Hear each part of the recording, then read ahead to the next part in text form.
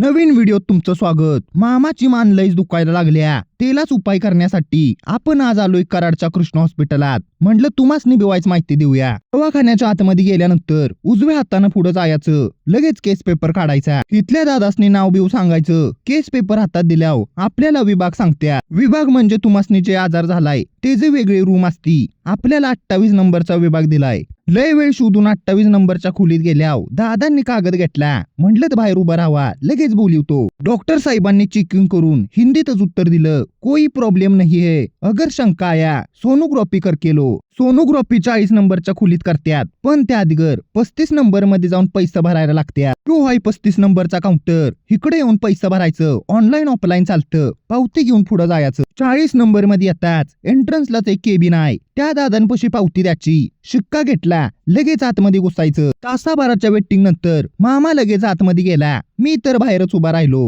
दवाखान्यातलं सगळं काम करून झालेलं, सगळ्या प्रकारचे पेशंट बघून माझ्या शिट्ट्याच गुल झाल्या। भूक तर एकदम तुफान लागलेली, म्हणून तांबवे फाट्यावरच थांबलो। इथला एक टेस्टी वडापाव खायला। तिथल्या एक आजी लयच खतरनाक टेबलवरच चिल्लर वतली। मालकासनी सांगितलं जेवढं बी बिल होईल मोजून पैसे घ्या। त्यात आपली भूक म्हणजे दांडगीच, बकासूरच अंगात आला। समोर वडापाव येतात, जाग्यावर संपवला। बिल भागवल्यावर पैसे दिलं, शायनिंग मारायला बिस्लरी बी घेतली, तांबवे फाट्यावरूनच कल्टी खाल्ली। त्यात पाटण मध्ये येताच गाडी उडायला लागली। मालक, पेट्रोल, बाकीचं सगळं जाऊ दे, पंपावर गेल्यानंतर आपलं दोस्त भेटलं, त्यांच्या बरोबर वाईज बोलणं झालं।